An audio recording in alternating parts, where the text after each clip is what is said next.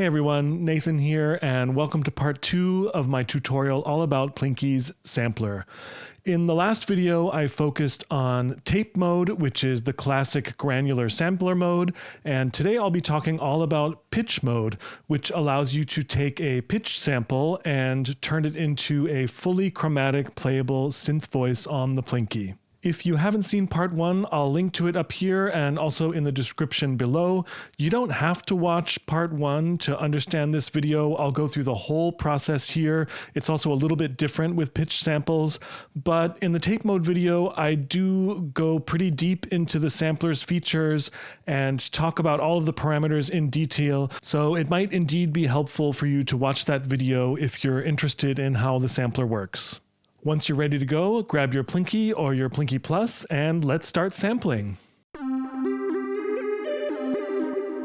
In pitched mode, you can assign a reference pitch to each slice. Then when you play a note, Plinky will choose the slice which is closest to the desired pitch and transpose it for you. So the idea is you would record your 8 reference pitches, then assign each one to a column using Plinky's slice editor. After you've told Plinky which pitch each slice has, it will take care of the rest and transpose the pitches for you as you play.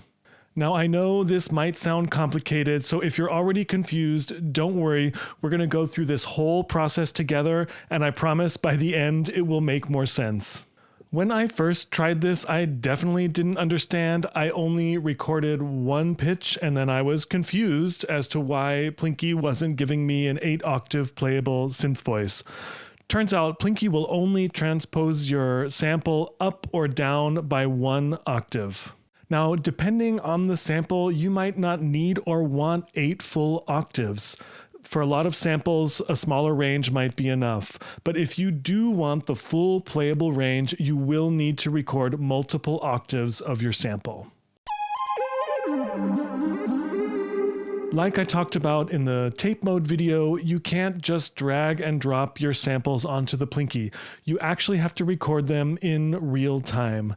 This can be done either live with a microphone, or you can use my preferred method, which is to prepare your sample in a DAW and then record the sample onto your Plinky through your audio interface. I'll show you both ways, starting with live recording. And I'll also say that I find this recording part to be the trickiest bit of the whole process, so if you're still struggling, even after my explanation, check out the section on recording in the tape mode video where I go into the process in a little bit more detail. There aren't that many instruments with a 7 or 8 octave range, but a piano does have that kind of range, so I'll be using a piano today to demonstrate. The music director at the church in my neighborhood was kind enough to let me in to use the piano. It's always a good idea to have a friendly relationship with your local church music director. You never know when it might come in handy. You can use pretty much any microphone setup for this step. You just need a 3.5mm or 1/8" cable to plug into your Plinky's audio input. The input jack is stereo, but Plinky will reduce your sample to mono after recording, so it's good to keep that in mind. I decided to try this with a piezo mic. I know it's probably not the best way to record a piano, but I thought it might lead to a sound that's a little more interesting than your standard piano sample. Now that I'm set up, I'm going to choose a sample slot to edit. So first tap the preset pad, and then tap and hold the sample slot you want to edit. Once you're in sample edit mode, just tap and hold the record button and it will prepare itself by erasing that sample slot, which it will do even if the slot is already empty. The next screen allows you to set the input level for your recording, which can be attenuated with knob A. So play your sample a little bit and set the level. Plinky will tell you if you're clipping, so keep an eye on the screen to make sure you're within the range for a nice clean recording. The contact mic is pretty quiet, so I'm going to turn that knob A all the way up. I know this kind of mic should be amplified for a proper recording, but hey, I'm just doing the best with what I've got. The maximum sample length is about 64 seconds long. Since we want one note per slice, that means only a maximum of 7 or 8 seconds per note. You don't have to be super precise about this. We'll set the exact slice points later, but it is a good idea to keep an eye on the time. If you mess it up the first time, don't worry, you can do it as many times as you need to until you get it right. All right, I'm ready to record. So at this point, you can tap the record button again to arm the recording, and then you can either tap the recording button another time to start recording, or you can just start playing and Plinky will automatically start recording when it detects input. So now I'll start recording the notes from the piano in octaves, starting with the lowest C.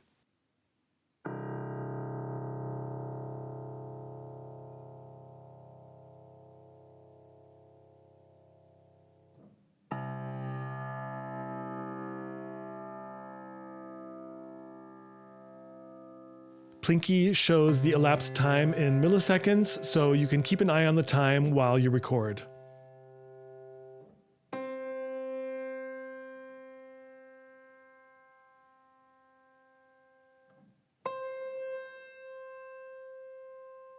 If you're at the end and you've recorded less than the maximum time allowed, you can just tap the record pad again to stop the recording manually. Or Plinky will stop recording automatically once it has reached the maximum time limit.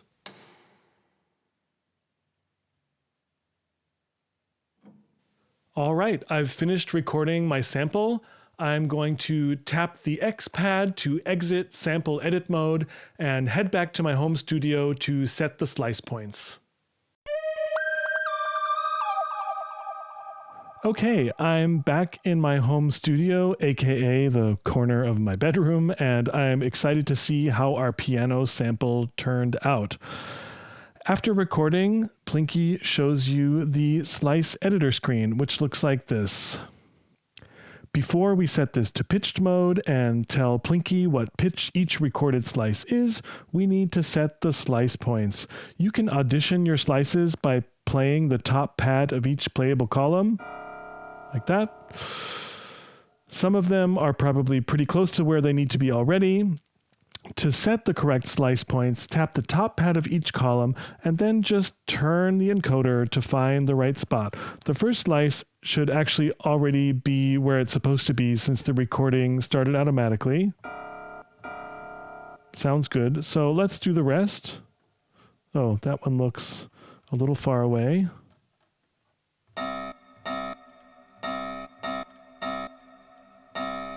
Yeah, third one. Oh.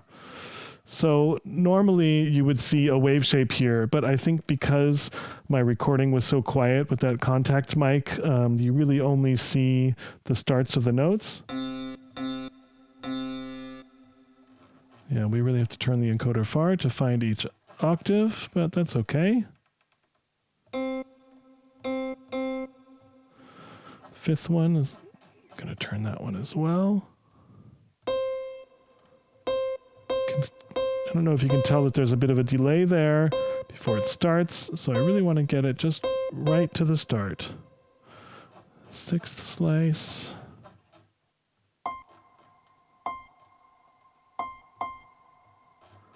Last one. No, not the last one. Slice 7. And slice 8. With some waveforms, it's a little more difficult to tell, but with this one... Okay, I like that. I'm happy with these slice points. You can always tweak them later again if you need to here in the sample edit screen. To switch to pitch mode, we're going to tap the shift up pad here. And you can see it toggles between saying tape or a note name C1 on the screen. For pitch mode, we want to have the note name, so C1. Just like we did for setting the slice points, we're going to tap the top pad of each column and then use the encoder to tell Plinky what note we recorded. So I know I started with the lowest C on the piano, so I'll leave the first column as C1. The next column, we're going to switch to C2. Oops. C3. C4.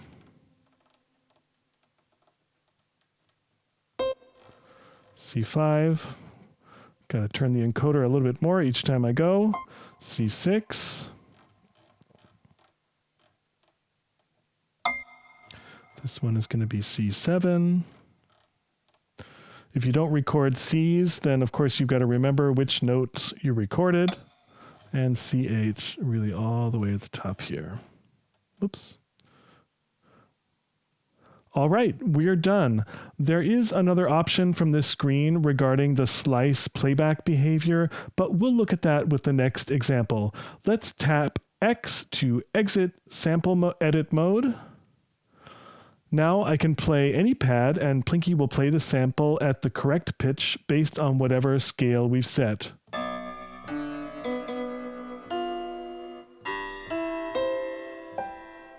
Yeah. I'm going to play around with the octave parameter so you can hear the lower and higher samples as well. So I'll tap Shift up and octave, and let's go down. Oh, those are so low. Ooh, the really low ones. Those are nice. I think that was our real lowest pitch there. And then all the way up.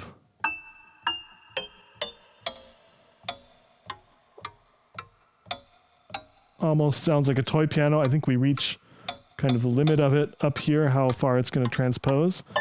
But yeah, let's go back down to our sort of normal playable range here. So I feel like we're missing the attack of the sample of each note because our envelope shape is still set to the default shape. I was actually going to talk about envelopes more later, but I just want to set the attack all the way to 0 so we really get the start of that. Yeah, I think that's better. Then we really hear the start of each note properly. And I'm also going to set the release just to something a bit longer so I don't have to tap and hold. Yeah, maybe even more.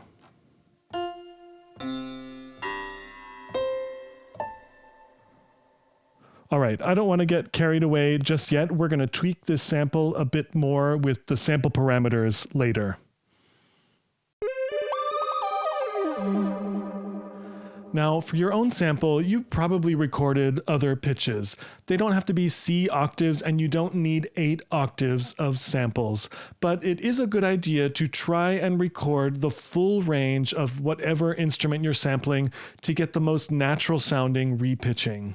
The range of your sample might be limited, but I think for a lot of samples, that's perfectly okay. Just make sure you do record 8 different reference pitches so that each slice is populated with a sample. In the next example, I'll sample an instrument with a much smaller range. So live recording with a microphone might seem like the easiest way, but I find recording in any context to be kind of tricky, and it can also be difficult to get the timing just right to get the full sample into your Plinky. For that reason, I strongly prefer to prepare the sample in my DAW ahead of time and then record it onto the Plinky using my audio interface. Also, if you already have recorded samples on your computer that you want to put onto the Plinky, the following method is probably the best way to do it. All right, so I'm here in Bitwig and I've got a sample prepared. In real life, I'm a trumpet player, so I thought it would be fun to sample the trumpet and get a nice brassy sound to play with on the Plinky. Now, even on a really good day, the trumpet only has a maximum usable range of about 3 octaves. In order to get the most natural sounding repitching, I've recorded 6 notes, starting from my lowest G to my highest C, and all the C's and G's in between. I also snuck an extra low C and an extra high G into the sample, so I would have 8 notes, 1 for each slice, and a bit of extra range.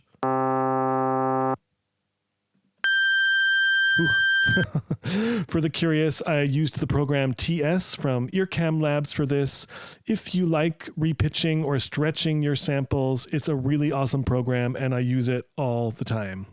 So I recorded each note and then trimmed them down. I also decided to cut out the articulation at the beginning of each note because I want maximum flexibility with the articulation using Plinky's internal envelope generator.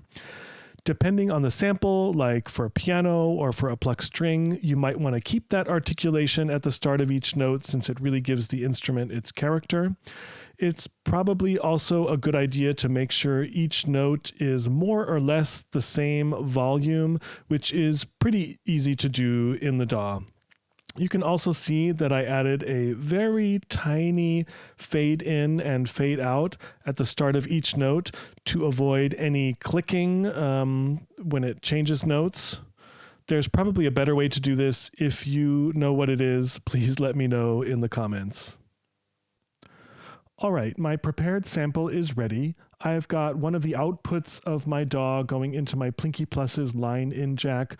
Just like before with the live recording, I've already set the input level to something appropriate. I won't show you that again. So I'm going to tap record and then just press play in Bitwig to start recording. I'm also going to be ready to tap the record pad again to stop the recording once my sample finishes to avoid any dead air at the end.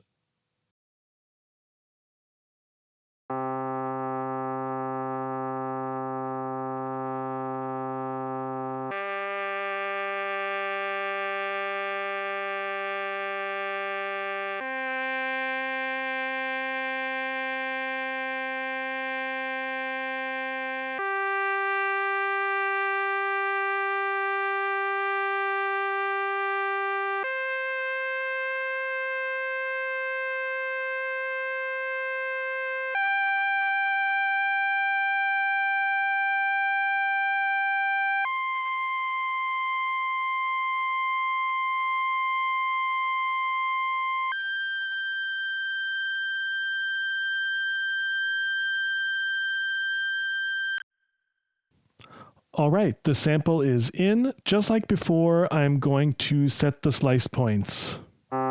First one is good.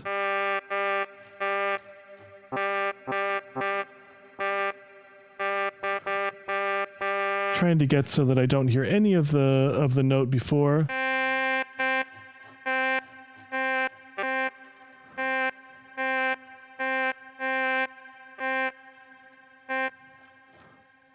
Oops.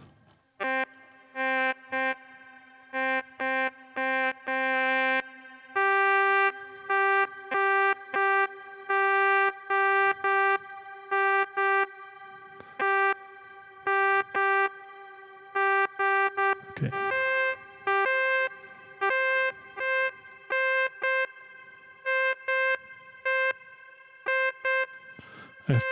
I have to admit this is kind of an annoying part of the process. But you only have to do it once.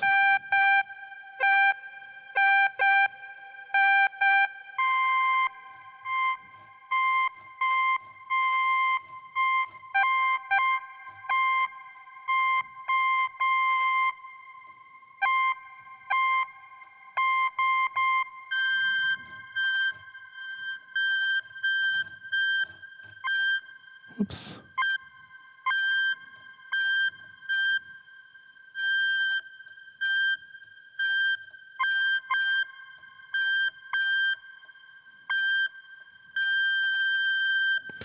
Okay, I think I am happy with those slice points. It's a little bit frustrating to get it just right, but I'm glad the encoder sort of clicks around so you really can go kind of frame by frame and get that slice just on the right spot. So now I'm going to switch to pitch mode and tell Plinky which pitches I recorded. So we're not on C1. I'm going to call that low fake C3. And then G3, because I recorded C's and G's, which means that's going to be C4, G4,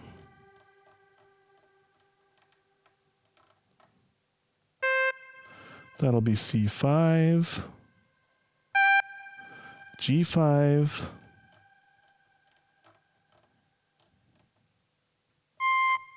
C6,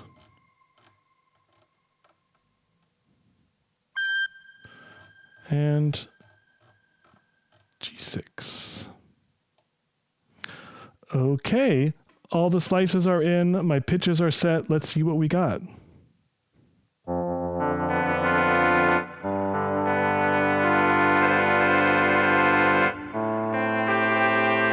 Yeah, that's great. There's a little bit of crunchiness in the sound. I'm not sure if that's an artifact of the recording. Seems to be only on close harmonies, but actually if you get a bunch of trumpet players in the room and play these really tight harmonies together, you do get these kind of crunchy difference tones. That might be what's going on. I'm not really sure. So there is one more option in sample edit mode. So I'm going to go back into sample edit mode. And that is the slice playback behavior. Most of these options are more relevant for tape mode, which I also talked about in that video, but depending on the kind of sample you're using, you might want to change the playback mode. Here are the 4 options. The default is play slice. You can see the options here on the bottom right corner of the screen. This will play the slice and then stop playback once the slice is complete, even if you're still pressing the pad. I feel like this is the most appropriate setting for the piano sample, which is how I left that sample. The next option is loop slice. This will play the slice and then loop that same slice once it gets to the end. So in this case, it would play a note,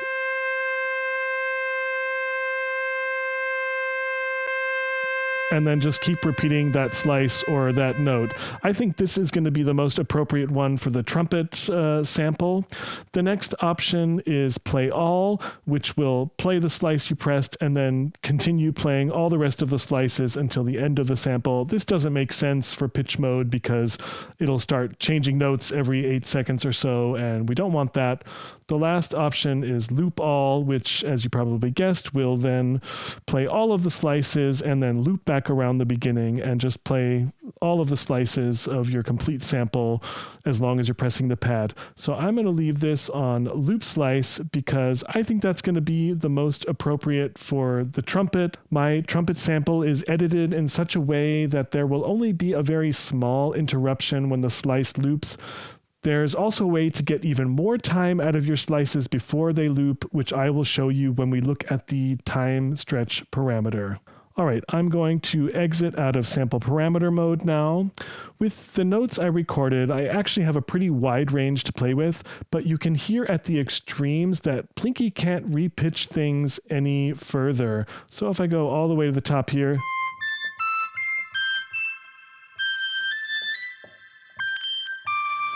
yeah, we're definitely running into some sort of barrier there. This sounds a lot better if we go way low. Ooh, I don't know if you can even hear that rumble.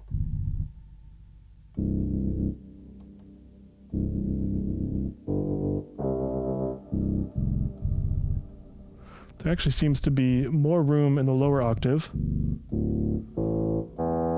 But I just wanted, a nice playable trumpet range there. So I'm going to stick to this octave setting while we talk about some of the other parameters.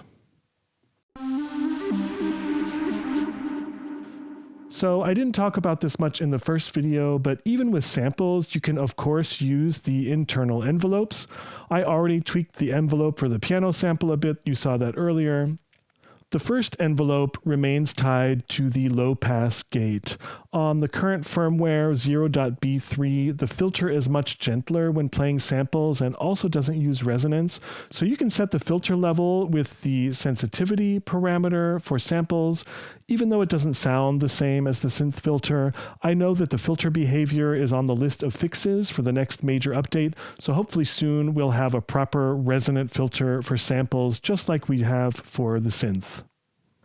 I mentioned earlier that I edited out my initial trumpet attack or articulation for the trumpet notes I recorded because I wanted maximum flexibility when using the internal envelope for articulation. So I'm just going to play around with that a bit for now. First, I'm going to try to get a really trumpety attack. So I'm going to set the attack to something really short, and we're going to set a short decay as well.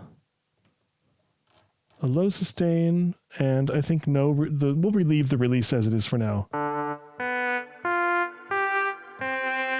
Yeah, that's pretty good. Let's set the decay even shorter.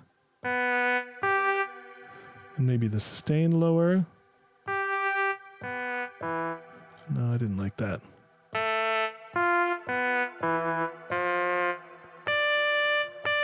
So we still have a pretty hard attack there, but I think for this patch, I wanted to make an attack that isn't very trumpet-like, so more of a slow attack and release. If you've seen more of my videos, I think you know that I like these slow attack and releases, so we get a nice drone in and out. In fact, I want an even longer attack.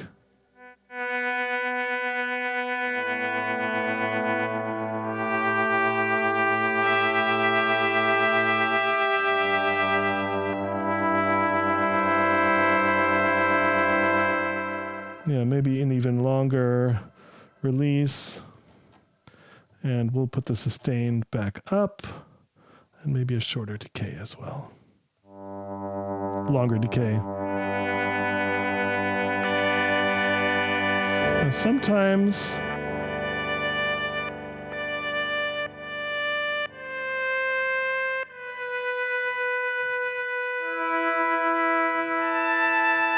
it doesn't respond quite right. I'm not sure what was going on with that. It might be trying to transpose the same sample again and just having a little glitch there. But I still think it sounds really beautiful. All right, I like this envelope shape a lot. You can already hear that I've had the default reverb setting on the whole time, which I think is fine for this demo. Don't forget you have access to all the parameters for reverb, delay, and distortion at your disposal for samples. In my first video about the sampler's tape mode, I went through all of the sampler parameters in detail. But not all of them make that much sense for pitch mode. So if you want to get a detailed look about all the ways that you can manipulate grains on the Plinky, definitely check out that section in the tape mode video. I will go through all of the parameters here, but maybe not in quite as much detail. The scrub parameter allows you to change the starting point for sample playback. So I could have actually used this parameter to move the start of each slice slightly forward to get rid of the initial attack of each sampled pitch. But what's fun is using an LFO to modulate this parameter. This moves the playhead around and results in a glitchy playback effect. Let's try that. So we're going to patch scrub to modulator X, give it a little bit of modulation, and then of course X needs some depth.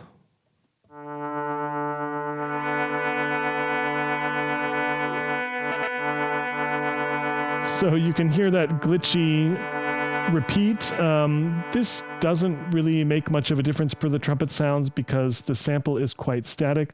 So let's go back to the piano sample.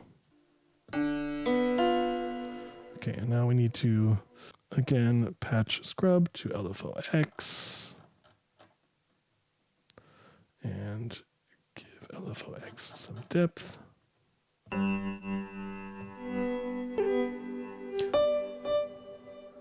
Yeah, you can see the playhead kind of moving around there a little bit on the screen. There it is. And sort of a wonky playback start. This isn't having much of an effect on this sample, but I think if you had a sample that had a bit more movement to it, you would hear more here. The scrub also has a jitter parameter, which adds a bit of randomness to the playback position without needing to use one of the modulators, which is really great. It creates this really cool stereo effect with the different start points being fed into different stereo channels. So first I'm going to get rid of this modulation, and then we're going to add some jitter to the playback, to scrub, excuse me. If I add more jitter, I'm not sure if you can hear that stereo effect. Let's try this on the trumpet sample. So again, we're going to clear that modulation and then add some jitter.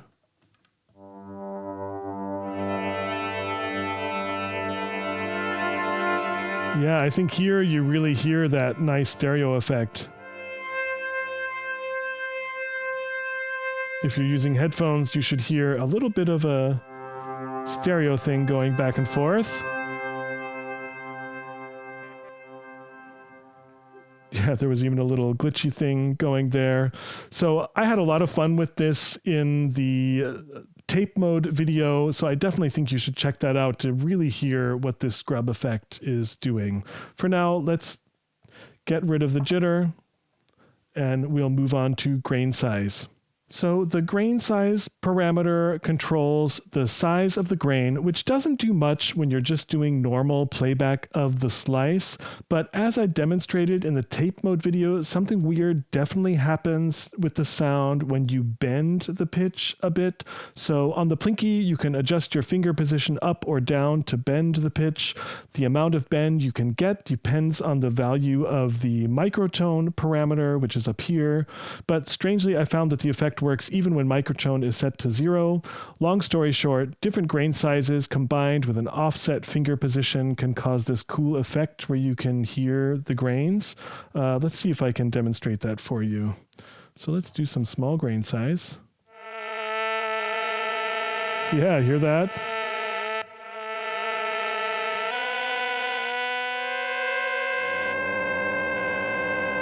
Yeah, it's really crunchy, especially with nice small grains. Yeah, I'm not sure how useful this is, especially since it depends on the precise position of your finger on the pad, and even after playing around with it for a while, it's not really consistent. Anyway, we're going to come back to playing with the grain size a little bit later. The play speed parameter works the same as in tape mode. You can speed up or slow down the sample, which also affects the pitch. So let's...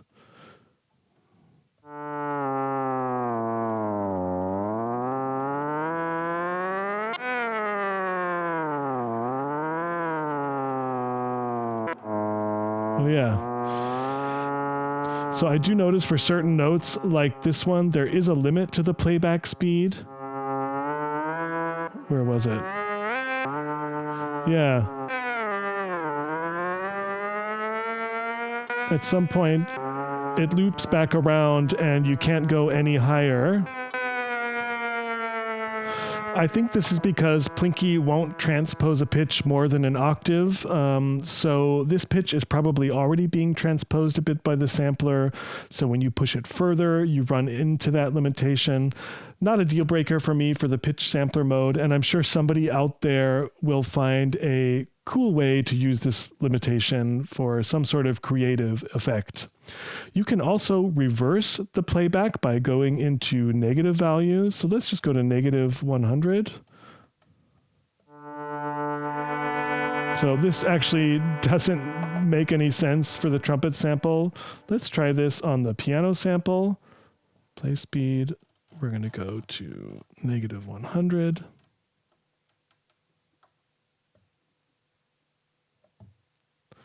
So it's starting at the silence at the end of the sample, at the end of the slice.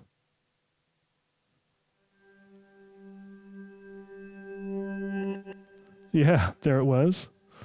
So this, again, is also not so interesting with this particular sample because I didn't have a really long decay on the notes. but this sounded really cool with the kalimba sample from the tape mode video, so definitely check that out. I'll probably link to it up here somewhere.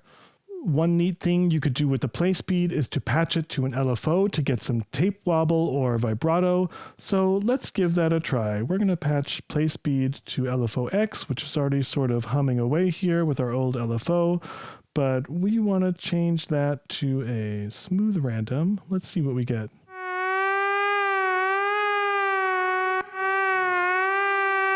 Yeah, that's pretty extreme. I think if we did even less, it might sound more like a tape wobble.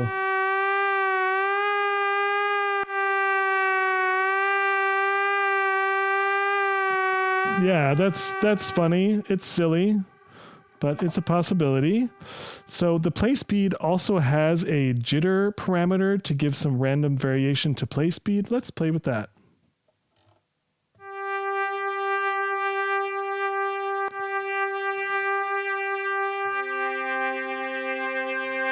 So at lower values, this creates kind of the tape wobble effect we were going for, but as you go into higher values, the effect turns into something very different.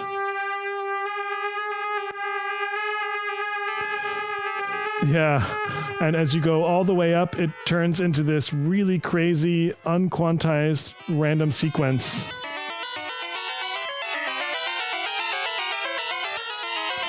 The neat thing is, just like with scrub jitter, you get this nice stereo effect. Even just pressing a single pad sounds like you've got separate random sequences going into each stereo channel. Let's listen to that again. It's too much fun.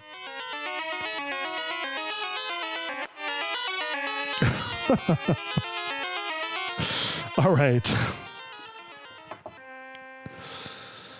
So regarding adjusting the grain size with different playback speeds, the effect is basically the same as I demonstrated in the section before. You can get that weird crunchy effect with an offset finger position on the pad, but again, it's not consistent. Messing with the grain size really starts to get fun with the time stretch parameter, which we'll talk about now.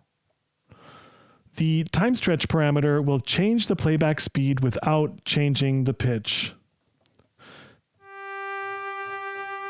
So here's trumpet going faster, and here's the slower, here's like half speed. You can also get reversed playback by setting negative values for time stretch. So for the trumpet sample, which doesn't have much movement, changing the time stretch on its own doesn't really change the sound that much. But as your slice loops, you'll either hear the start of the note of the original recording again or a bit of a click when it repeats. So one thing you could do is use this to slow the sample down to get a longer, uninterrupted, sustained note like I've got going here. So instead of 8 seconds, I've got 16 seconds before it starts the loop again. So that didn't feel like 16 seconds.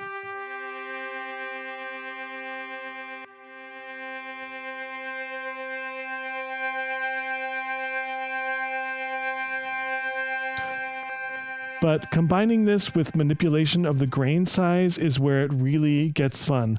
Now I'm going to have the sample stretched, and then I'm just going to mess with the grain size so you can hear what that sounds like.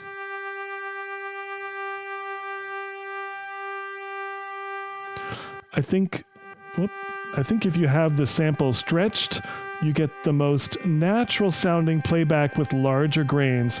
So if you want an extended sample but with a natural sound, this is a good setting to remember. Now let's go for smaller grains.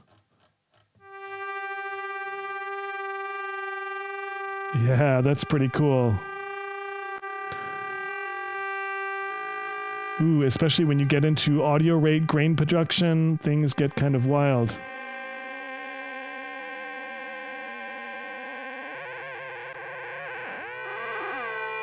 Yeah, I mean, that becomes something completely different. I wonder what happens if we add jitter to the grain size.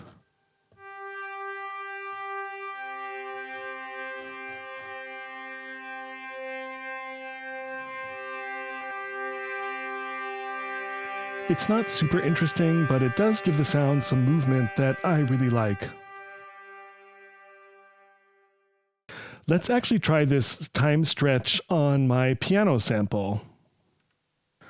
I'm going to also do a time stretch on this so our samples are a bit stretched out.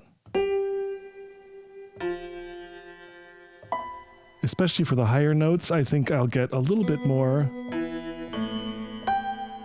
out of those. In fact, let's go even lower.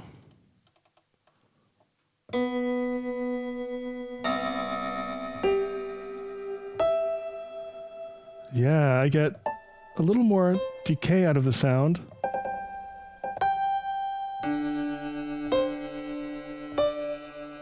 And now let's mess with the grain size. In fact, let's put the base value of the grain size down a bit.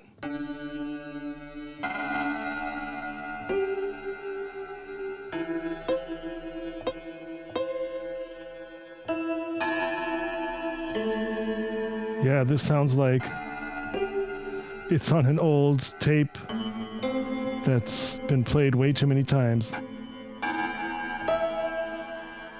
I really like that. And if we add a little bit of scrub jitter.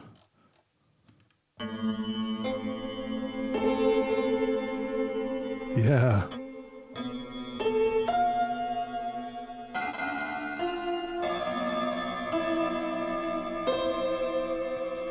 That's really beautiful.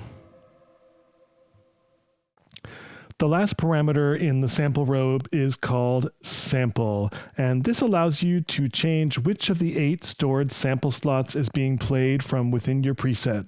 I talked about this in the tape mode video, so if you want to learn more about this parameter, then check out the chapter on using multiple samples in that video. I don't find it particularly useful for pitch mode.